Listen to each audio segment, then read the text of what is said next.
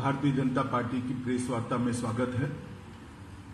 मैं थोड़ा शेड्यूल से देरी से आया हूं, इसलिए क्षमा प्रार्थी हूं। सबसे पहले अब शायद 14 अप्रैल के पहले मिलना न हो, इसलिए सबसे पहले आप सभी को बंगाल के नववर्ष की बहुत बहुत शुभकामनाएं देता हूं और बंगाल की जनता को भी आपके माध्यम से बंगाल के नए साल की शुभकामनाएं देता हूं। मित्रों, 3 चरण का चुनाव हो चुका है। हम चौथे चरण में कल चुनाव में मतदाता अपना अपना वोट कास्ट करेंगे। मैंने जैसे पहले बता चुका हूं, तीनों चरण में भारतीय जनता पार्टी को अप्रत्याशित समर्थन बंगाल की जनता का मिला है। हमारे एक आकलन के हिसाब से 63 से 68 सीट, 63 to 68 सीट के बीच में भारतीय जनता पार्टी इस 3 चरण के अंदर जीत रही है। मित्रों, और तृणमूल कांग्रेस का फ्रस्ट्रेशन उनके व्यवहार से, उनके भाषणों से, उनकी बातचीत से स्पष्ट रूप से दिखाई पड़ता है। जिस प्रकार की टिप्पणी ममता दीदी ने सुरक्षा बलों के लिए की है, मुझे आश्चर्य है कि सार्वजनिक जीवन में मेरा बहुत लंबा समय गया है, मैंने ऐसी टिप्पणी कभी नहीं देखी। कोई राज्य की मुख्यमंत्री और राजनीतिक दल की अध्यक्षा अगर ये कहती है कि सीएपीएफ का आप घिराव कर लो, उनको घेर लो, रोक लो, मैंने ऐसा दृश्य मेरे राजनीतिक जीवन में देखा है। ये क्या कहना चाहती है? लोगों को अराजकता की ओर ले जा रही है, चुनाव को शांतिपूर्ण ढंग से समाप्त नहीं होने देना उनका उद्देश्य है, या फिर हर बार की तरह रेगिंग से चुनाव जीतने का उद्देश्य है? मैं इनकी बात को नहीं समझ सकता। और वो बार बार आरोप लगा रही है कि गृह मंत्रालय के इशारे पर सीएपीएफ चुनाव को डिस्टर्ब कर रहा है। दीदी को मैं एक कॉमन सेंस की बात बताना चाहता हूं कि सीएपीएफ जब चुनाव के काम में लगते हैं तब गृह मंत्रालय का कंट्रोल नहीं होता है। पैरामिलिट्री फोर्सेस पर कंट्रोल चुनाव आयोग का होता है। इतनी सादी सीधी बात भी अगर उनको मालूम नहीं है तो मैं मानता हूं कि उनकी बौखलाहट बहुत बड़ी हो गई। हमारे कार्यकर्ताओं पर लगातार हमला होना, हमारे प्रदेश अध्यक्ष दिलीप घोष पर विगत 2-3 दिनों में ही हमला हुआ। कल भवानीपुर में पुलिस स्टेशन के अंदर हमारे कार्यकर्ता बैठे थे, तब उन पर हमला हुआ। और इस हमले के खिलाफ तृणमूल कांग्रेस के एक भी नेता की खंडन की टिप्पणी नहीं है। ये लोग मुंह इशारा कर रहे हैं, मौन इशारा कर रहे हैं कि आप करिए। सार्वजनिक जीवन में इतना तो एक आम बात होती है कि किसी भी हिंसा, किसी भी प्रकार की हिंसा होती है, किसी भी राजनीतिक दल के कार्यकर्ताओं पर हिंसा होती है, सभी लोग इसकी निंदा करते हैं, भर्त्सना करते हैं। मुझे लगता है कि इससे भी तृणमूल कांग्रेस अपना आपा खो बैठी है। जिस प्रकार से इन्होंने माइनॉरिटी वोटर्स को अपील की है कि एकजुट हो जाइए और तृणमूल कांग्रेस के लिए वोट करिए, वो बताता है शायद उनके माइनॉरिटी वोट भी अब धीरे धीरे धीरे धीरे धीरे उनसे खिसक रहे हैं, कहीं और जा रहे हैं, और ये डर भी उनको सता रहा है। वरना इस प्रकार की अपील किसी भी मुख्यमंत्री के मुंह से, किसी भी पार्टी के अध्यक्षा के मुंह से मैं नहीं मानता कि ये उचित है। इस प्रकार के काम करने की बजाय दीदी को चाहिए कि हार के कारणों का एनालिसिस करें। बंगाल की जनता क्यों इनके खिलाफ है, उसका उनको एनालिसिस करना चाहिए। दीदी, बंगाल की जनता आपके खिलाफ है क्योंकि कानून और व्यवस्था की परिस्थिति पूर्णतया चरमरा गई है। बंगाल की जनता आपके इसलिए खिलाफ है कि यहां पर घुसपैठ बेरोक टोक आपने होने दी है। अब तो कलकत्ता में बैठे हुए बंगाली बाबू को भी चिंता है कि 10 साल के बाद कलकत्ता की क्या स्थिति होगी, घुसपैठ अगर इसी तरह से चलती रही। बंगाल की जनता इसलिए आपके खिलाफ है। लाखों करोड़ों जो शरणार्थी आए हैं बांग्लादेश से, उनको नागरिकता देने का कानून मोदी जी लेकर आए, सीएए का विरोध कर रही है, इसलिए हमारे बंगाल के मतदाता आपके खिलाफ है। तुष्टीकरण की आपकी जो राजनीति रही, इसके लिए बंगाल की जनता आपके खिलाफ है। दुर्गा पूजा में मूर्ति का विसर्जन करने के लिए कोर्ट की सहायता लेनी पड़ती है, सर्कुलर होते हैं, कुछ एरिया में सरस्वती पूजा नहीं होती। किस प्रकार का शासन आपने बंगाल को दिया है, इसको जरा पीछे मुड़कर देखिए। इंफ्रास्ट्रक्चर का खस्ता हाल, इंडस्ट्रियल डेवलपमेंट में जीरो डेवलपमेंट, बेरोजगारी चरम सीमा पर, महिला सुरक्षा के सारे पैरामीटर्स ऊंधे मुंह गिरे हुए हैं। सब प्रकार के महिलाओं के खिलाफ के अपराध में 1 से 5 नंबर के अंदर बंगाल खड़ा है। टोलबाजी, सिंडिकेट और भ्रष्टाचार अपनी सभी सीमाएं लांघ गया है। कोल माफिया और गौ तस्करी करने वालों के साथ तृणमूल के पदाधिकारी और वरिष्ठ से वरिष्ठ नेताओं की साठगांठ का पर्दाफाश हो चुका है। अब किस आधार पर बंगाल की जनता से बंगाल का वोट मांगना चाहती है? ढेर सारी जन कल्याण की योजनाएं जो मोदी जी ने बंगाल के लिए भेजी, उसको आप नीचे नहीं पहुंचने देती है।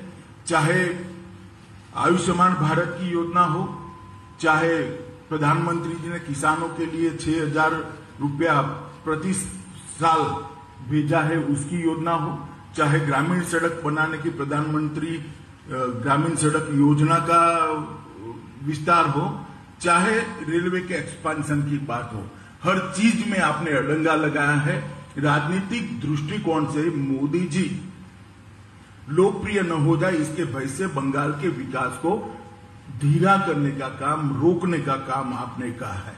और इसी का कारण है कि आज बंगाल के सर्वदूर कहीं पर भी जाइए, सुंदरवन में जाइए, जंगल महल में जाइए, दक्षिण बंगाल में जाइए, उत्तर बंगाल में जाइए, चाहे राजवंशियों के जाइए, चाहे गोरखाओं के अंदर जाइए, चाहे नामशूद्र के अंदर जाइए, हर प्रकार के बंगाल के वोटर आज भारतीय जनता पार्टी का समर्थन करते हुए दिखाई पड़ते हैं।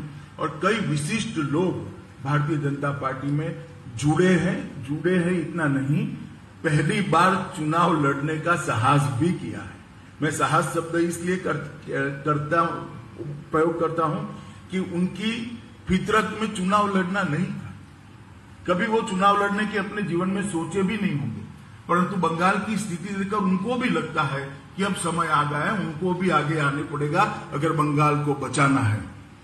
कई सारे ऐसे लोग हैं, अर्थशास्त्री अशोक लाहिड़ी जी, वैज्ञानिक गोवर्धन दास, लेफ्टिनेंट जनरल सुब्रतो शाह, हमारे वरिष्ठ लेखक और पत्रकार स्वपन दास गुप्ता, इस प्रकार के कई लोग बंगाल के आज भारतीय जनता पार्टी के साथ जुड़े हैं। और बंगाल का जो डिटोरिएशन हुआ है वो हर पैरामीटर में दिखाई पड़ता है। प्रति व्यक्ति आय में 22वें स्थान पर भारत में है। सकल राज्य घरेलू उत्पादन की वृद्धि में 31वें स्थान पर है। राजस्व की वृद्धि, रेवेन्यू की इंक्रीज में वो 10वें स्थान के नीचे है। उद्योग क्षेत्र के जीएसवीए में 20वें स्थान पर है। और देश में जो कंट्रीब्यूशन बंगाल का जीडीपी में 30% था, वो घटता 3.3% पर आ गया। यही बताता है कि बंगाल की स्थिति कितनी खराब है। हमने हमारे घोषणा पत्र के अंदर ढेर सारे संकल्प हम लेकर आए हैं जो बंगाल को सर्वस्पर्शी, सर्वसमावेशी, हर एक कोने को स्पर्शने वाला, हर व्यक्ति का समावेश करने वाला विकास देगा और बंगाल को सोनार बांग्ला बनाएगा। जहां तक आर्थिक विकास की बात है, हमने सोनार बांग्ला आर्थिक पुनरुत्थान टास्क फोर्स का गठन करने की बात करी है, जिसमें देश के जाने माने अर्थशास्त्री होंगे जो आगे बंगाल को कैसे ले जाना इसकी रणनीति तैयार करेंगे। इन्वेस्ट बांग्ला की स्थापना कर निवेश तेजी से आए, इसके लिए एक सरल पद्धति का हम इजाद करेंगे। ईज ऑफ डूइंग की जो तालिका है उसमें देश में बंगाल तीसरे नंबर पर लाने का हमने संकल्प किया है। 100% गारंटी कवर के साथ एमएसएमई को 10 लाख की लोन कोई भी कोलेटरल गारंटी के बगैर देने के लिए हम योजना लेकर आए हैं। गुरुदेव रूरल एडवांसमेंट मिशन के तहत लगभग 2 लाख करोड़ ग्रामीण इंफ्रास्ट्रक्चर में इन्वेस्ट करने का भारतीय जनता पार्टी की सरकार ने तय किया है। उज्जवल बांग्ला मिशन के तहत शहरी क्षेत्रों के इंफ्रास्ट्रक्चर के लिए 5 साल में 30,000 करोड़ रुपया इन्वेस्ट कर हम इसको आगे बढ़ाएंगे। पूरे प्रदेश के अंदर सड़कों का जाल बिछाने के लिए 1 लाख करोड़ के इन्वेस्टमेंट की लक्ष्य हमने तय किया है और हर परिवार में कम से कम 1 रोजगार देने का संकल्प हमने यहाँ पर आप लोगों के सामने रखा है। कृषि के लिए भी 10,000 रुपया प्रति साल हर किसान को दिया जाएगा। जो 18,000 रुपया अब तक बाकी है वो केंद्र सरकार की सहायता से सरकार बनने के 1 सप्ताह के अंदर ही हर किसान के बैंक अकाउंट में सीधा ट्रांसफर कर दिया जाएगा। 75 लाख किसानों को 18,000 रुपया 1 सप्ताह के अंदर जो उसका अधिकार है हम देने का काम करेंगे। छोटे और सीमांत किसानों के और भूमिहीन मजदूरों के बच्चों को केजी से पीजी तक की पूरी शिक्षा का भार बंगाल सरकार वहन करेगी। महिलाओं के लिए भी हम ढेर सारी चीजें लेकर आए हैं। महिलाओं के लिए सरकारी नौकरियों में 33% आरक्षण देकर जो अब तक की कमी है इसको पूरी कर बरोबरी पर लाने का हम काम करेंगे। सभी महिलाओं के लिए, बच्चियों के लिए केजी से पीजी तक की शिक्षा हम मुफ्त करेंगे। पब्लिक ट्रांसपोर्ट में महिलाओं का आवागमन हमने फ्री ऑफ कॉस्ट करने का वादा बंगाल की महिलाओं को किया है। उत्तर बंगाल को जितना निग्लेक्ट आज तक किया गया है मैं मानता हूं किसी भी सरकार ने नहीं किया। कुछ मायनों में तो दीदी ने कम्युनिस्टों को भी अच्छा कहला है। उत्तर बंगाल के विकास के लिए दीदी के सरकार ने सबसे ज्यादा अन्याय किया है। ना कोच राजवंशियों की चिंता हुई, ना गोरखाओं की चिंता हुई। चाय और तंबाकू वहां के प्रमुख उत्पाद है, इसके लिए भी कोई उचित रणनीति लेकर नहीं आए और ढेर सारी चीजें ऐसी है जो उत्तर बंगाल को आज परेशान कर रही है।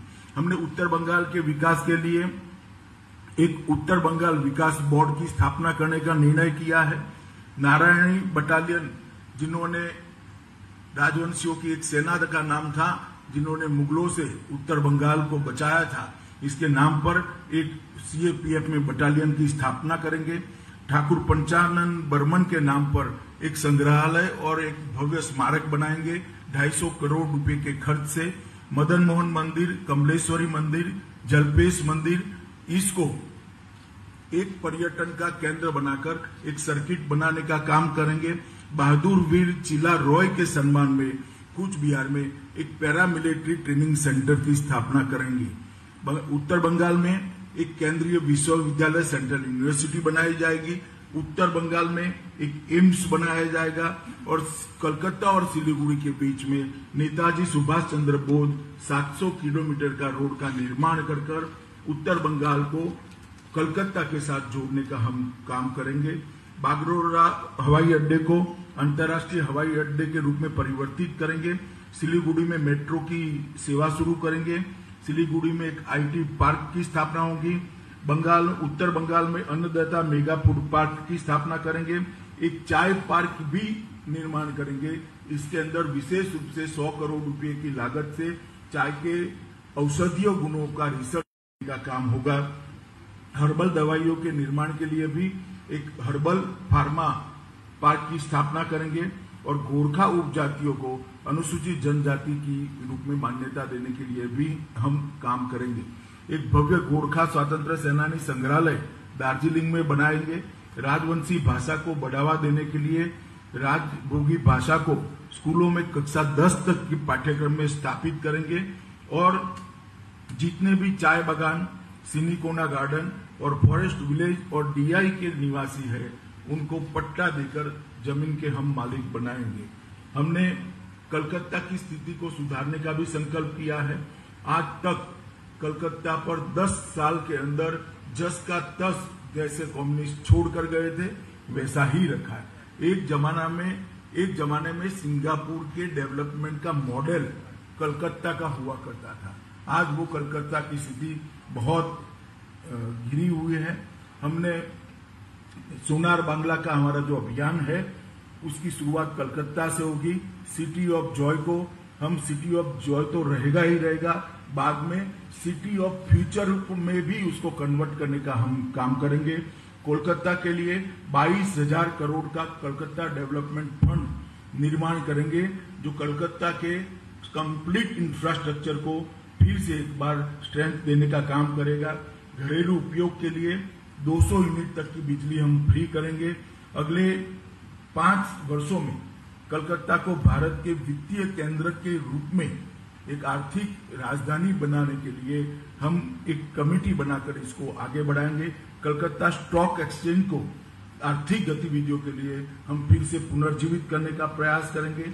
नए आईटी पार्क की स्थापना करेंगे और मौजूदा आईटी पार्क के अंदर 300 करोड़ रुपया और इन्वेस्ट कर इसको ज्यादा लॉजिकल बनाने का काम करेंगे। एक नए जैव प्रौद्योगिकी पार्क की स्थापना करेंगे जो 100 करोड़ के खर्च पर होगा।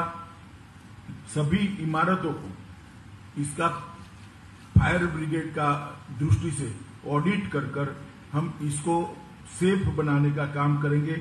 एक नए अग्निशमन केंद्र की स्थापना और नए अग्निशमन कॉलेज की स्थापना कलकत्ता में करेंगे। हर कोने में सीसीटीवी का जाल बुनकर कलकत्ता को गुंडों से मुक्त कराने का काम करेंगे और एक ही कार्ड से मेट्रो, लोकल ट्रेन और बसों के लिए एकीकृत परिवहन कार्ड लॉन्च करेंगे, जो काफी बड़ी मात्रा में कलकत्ता के निवासियों की परेशानी को कम करेगा। 10 बहुमंजिला पार्किंग स्थान का हम निर्माण करेंगे। 1500 करोड़ के खर्च से स्वच्छ कलकत्ता का एक फंड बनाएंगे। 1000 करोड़ की लागत से रानी रासमती नदी विकास परियोजना लाएंगे। हुगली रिवर फ्रंट की आधुनिक बनाकर एक सुंदर व्यवस्था वहां पर करेंगे। कालीघाट में आदि गंगा नदी को पुनर्जीवित कर उसको कचरे डालने से प्रतिबंध लगाकर फिर से एक बार गौरव देने का काम करेंगे। 10 मॉक टावर की स्थापना करेंगे और कलकत्ता को प्रतिष्ठित यूनेस्को हेरिटेज सिटी में शामिल करने के लिए हम पूरा प्रयास करेंगे। बंगाल की संस्कृति के लिए भी बातें तो बहुत करी है, मगर दीदी के शासन में जितना हास बंगाल की संस्कृति का हुआ है शायद ही कभी हुआ होगा। मैं इनकी बातों में जाना नहीं चाहता। हम एक विजन लेकर, एक दृष्टि लेकर आए हैं। नोबेल प्राइज की तर्ज पर टैगोर प्राइज और ऑस्कार की तर्ज पर सत्यजीत रे अवार्ड कलकत्ता में बंगाल सरकार शुरू कर उसको अंतर्राष्ट्रीय प्रतिष्ठा दिलाने का काम करेगी। 11,000 करोड़ के सोनार बांग्ला फंड से कलकत्ता को देश की सांस्कृतिक राजधानी बनाने का हम काम करेंगे। गुरुदेव सेंटर फॉर कल्चर एक्सीलेंस की स्थापना कर बंगाली संस्कृति को बढ़ावा देने के लिए पूरे देश और विदेश में एक एक्सचेंज का कार्यक्रम शुरू करेंगे। गंगा सागर मेले को अंतर्राष्ट्रीय पहचान देने के लिए 2500 करोड़ का फंड हम रिजर्व कर इसको अंतर्राष्ट्रीय पहचान देंगे। पुरोहित कल्याण बोर्ड की स्थापना कर 3,000 रुपया मासिक हर पुरोहित को देने का काम करेंगे। चैतन्य महाप्रभु आध्यात्मिक संस्थान बनकर बंगाल की विरासत को नए सिरे से पुनर्जीवित करने का हम प्रयास करेंगे। नेताजी को सम्मानित करते हुए देश भर में नेताजी और आजाद हिंद फौज की ऐतिहासिक यात्रा का प्रदर्शन करने के लिए 1,000 करोड़ का फंड हम बनाएंगे। संयुक्त राष्ट्र संघ में बंगाली भाषा को आधिकारिक भाषाओं में से एक भाषा के रूप में मान्यता देने के लिए हम प्रयास करेंगे। सरकारी दस्तावेजों, आदेशों और पत्र व्यवहार में बांग्ला भाषा को हम अनिवार्य करेंगे। राज्य भर में टेक्निकल एजुकेशन, मेडिकल एजुकेशन और लीगल प्रोफेशन के एजुकेशन को, बांग्ला माध्यम में पढ़ाई की हम पूरी व्यवस्था करेंगे, जिससे बांग्ला भाषा में भी बच्चे पढ़ सकें। कोलकाता में एक विश्व स्तरीय सोनार बांग्ला संग्रहालय का हम निर्माण करेंगे। 60 वर्ष से अधिक उम्र के कीर्तनकारों को 3000 की मासिक पेंशन देंगे। एक आर्टिस्ट ट्रीट का आयोजन करेंगे। बंगाली फूड फेस्टिवल का आयोजन देश भर में और दुनिया भर में करेंगे। 3 दिवस का त्योहार बांग्लार आलो का आयोजन करेंगे और सुभाष चंद्र बोस, ईश्वर चंद्र विद्यासागर, बंकिम चंद्र चट्टोपाध्याय, रास बिहारी बोस और महर्षि अरविंदो जैसे बंगाली नायकों के नाम पर एजुकेशन चेयर देश भर की सभी यूनिवर्सिटियों में और कुछ अंतर्राष्ट्रीय यूनिवर्सिटियों में भी बनाने का काम करेंगे और 1000 करोड़ के कोष के साथ बंगाली कलाकार कल्याण बोर्ड की भी हम स्थापना करेंगे। मित्रों, अंत में मैं इतना ही कहना चाहता हूं कि भारतीय जनता पार्टी इस चुनाव के अंदर सिर्फ ममता दीदी का शासन ठीक नहीं है, वहां से नहीं रुकती। ममता दीदी का शासन ठीक नहीं है, ये तो हम उजागर इसलिए करना चाहते हैं क्योंकि हम चाहते हैं कि बंगाल की जनता तक सच्ची बात पहुंचे। परंतु इसके साथ साथ भारतीय जनता पार्टी की सरकार बनने के बाद कलकत्ता के विकास के लिए, उत्तर बंगाल के विकास के लिए, बंगाल की संस्कृति के लिए और बंगाल के समग्र विकास के लिए हम क्या करेंगे, इसका भी एक रोड मैप लेकर हम बंगाल की जनता के सामने आए हैं। 3 चरण का चुनाव हो गया है। सुरक्षित बंगाल के लिए मैं सभी मतदाताओं को अपील करता हूं कि सुरक्षित बंगाल के लिए आप बाकी के 5 चरणों में भी भारतीय जनता पार्टी के पक्ष में भारी मतदान करिए। विकसित बंगाल के लिए भी भारतीय जनता पार्टी के पक्ष में भारी मतदान करिए और सोनार बांग्ला के निर्माण के लिए भी भारतीय जनता पार्टी के पक्ष में भारी मतदान करिए। घुसपैठियों की समस्या के निराकरण के लिए वो केवल और केवल भारतीय जनता पार्टी कर सकती है, ना कम्युनिस्ट कर सकते हैं, ना कांग्रेस कर सकती है, ना ममता दीदी कर सकती है। यही ममता दीदी है जिन्होंने घुसपैठियों के खिलाफ उनके नाम मतदाता सूची से कटवाने के लिए 3 बार पार्लियामेंट को डिस्टर्ब किया था। आज वही ममता दीदी उनकी संरक्षक बनी है। कैसे कैसे लोग बदलते हैं, मैं तो सोच भी नहीं सकता। यही ममता दीदी है जो एक जमाने में कहती थी कि सीएपीएफ को भेजे, यहां पर चुनाव में रेगिंग हो रही है। वही ममता दीदी आज कह रही है कि सीएपीएफ रेगिंग कर रही है। लोगों के विचार कैसे कैसे बदलते हैं जब अपने स्वार्थ और बदलते हैं, अपने स्वार्थ बदलने के साथ लोगों के विचार कैसे बदलते हैं, इसका उत्कृष्ट उदाहरण ममता दीदी है। मैं आज फिर से एक बार इस बात पर बाहर से कहना चाहता हूं कि भारतीय जनता पार्टी की सरकार बनेगी तो सभी शरणार्थियों को सिटीजनशिप अमेंडमेंट एक्ट के तहत भारत की नागरिकता देकर हम उनको सम्मानित भी करेंगे, उनका पुनर्वसन भी करेंगे और हमारे साथ गौरव के साथ अपना जीवन यापन कर सके, इस प्रकार की स्थिति में लाएंगे। अंत में मैं फिर से मोदी जी के नेतृत्व में सोनार बांग्ला के निर्माण के लिए बाकी के 5 चरण में भी यहां पर बंगाल की जनता भारतीय जनता पार्टी का उसी तरह से समर्थन करे जिस प्रकार से पहले 3 चरण में करा है। ये विनंती कर मेरी बात को समाप्त करता हूं। वंदे मातरम।